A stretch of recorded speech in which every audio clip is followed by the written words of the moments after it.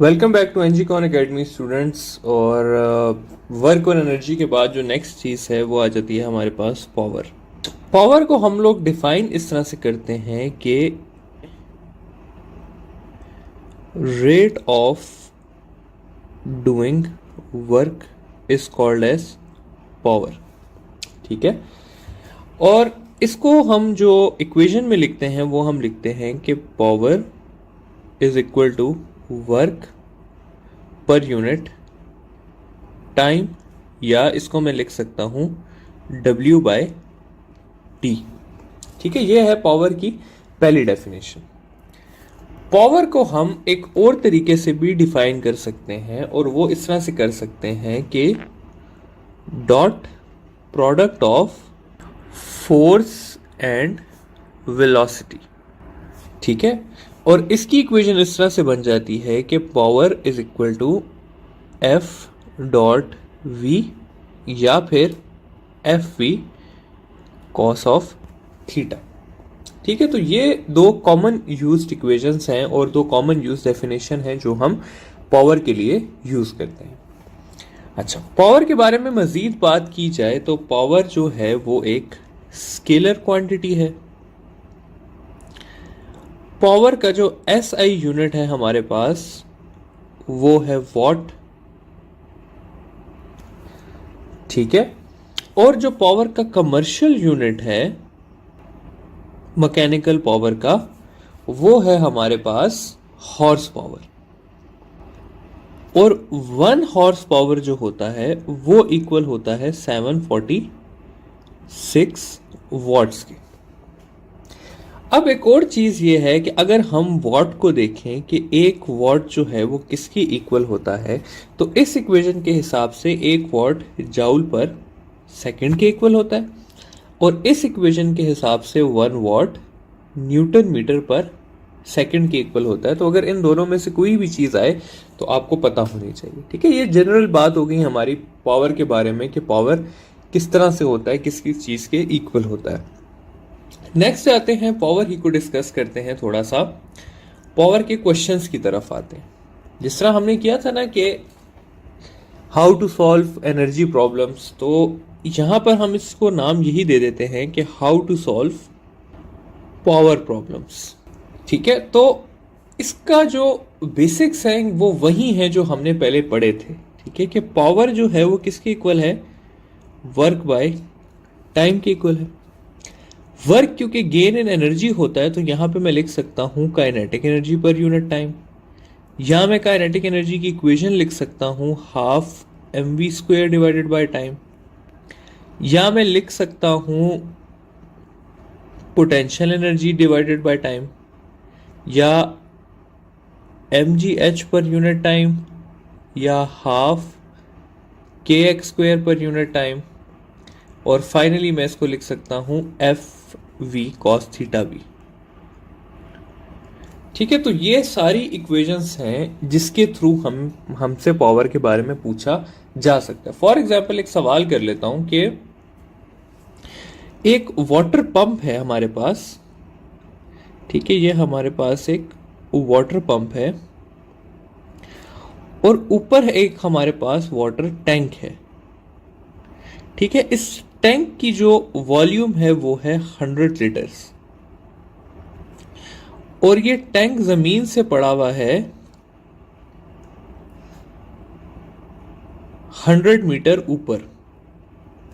ठीक है, और इस टैंक को फिल करने में, मतलब ये जब टैंकी से ये आपका वाटर पंप स्टार्ट होता है तो ये फिल करने में हमारे लगते हैं 1000 बल्कि 100 सेकेंड्स, या इसको चलें 1000 सेकेंड्स कर लेते हैं।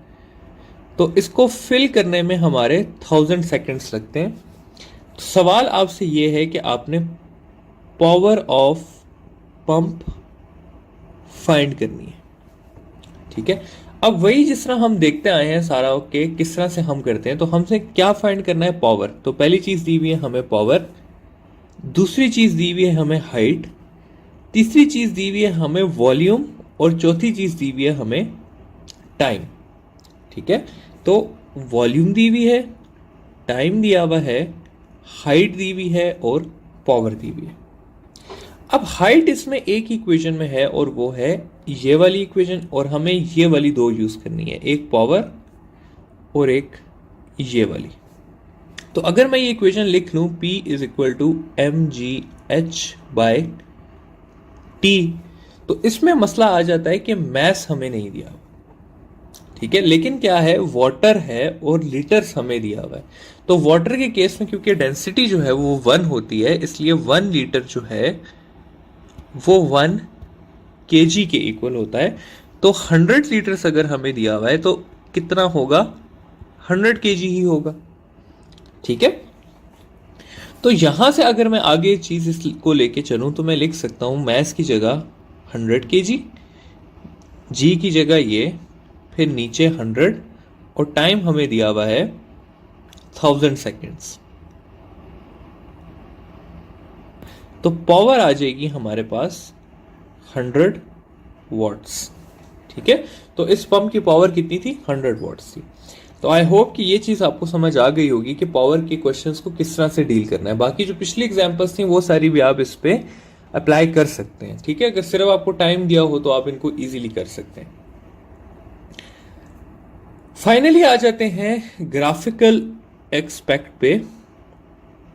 तो ग्राफिकल एनालिसिस देख लेते हैं थोड़ा सा। ग्राफ्स में स्टूडेंट्स आपके पास आ सकता है, एक आपके पास आ सकता है WT ग्राफ, ठीक है, और एक आ सकता है आपके पास FV ग्राफ मैकेनिकल में। मैकेनिकल पावर के लिए आपके पास दो किस्म के ग्राफ्स आ सकते हैं, WT ग्राफ और FV ग्राफ। अगर WT ग्राफ की बात की हुई हो, ठीक है, तो इसकी जो स्लोप है वो पावर को शो करेगी, क्योंकि स्लोप होती है हमारे पास y/x which is equal to power, ठीक है। लेकिन अगर FV ग्राफ आया हुआ हो आपके पास, तो उसका एरिया अंडर ग्राफ जो है वो आपको शो करेगा पावर, क्योंकि एरिया अंडर ग्राफ होता है x इंटू वाई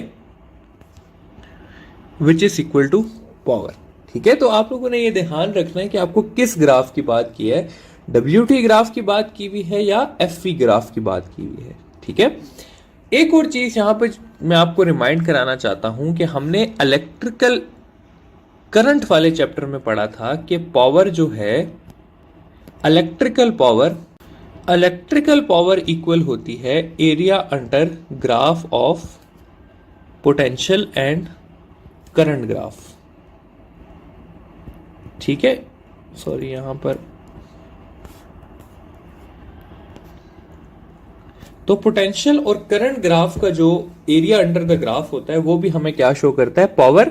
लेकिन कौन सी पावर, इलेक्ट्रिकल पावर, ठीक है। तो मैकेनिकल पावर की अगर बात की हो तो वर्क टाइम ग्राफ और FV ग्राफ से हमें पता चलता है, और अगर इलेक्ट्रिकल पावर की बात की हो तो वो हमें VI ग्राफ से पता चलता है, ठीक है। तो आई होप कि ये पावर की सारी चीजें आप लोगों को समझ आ गई होंगी।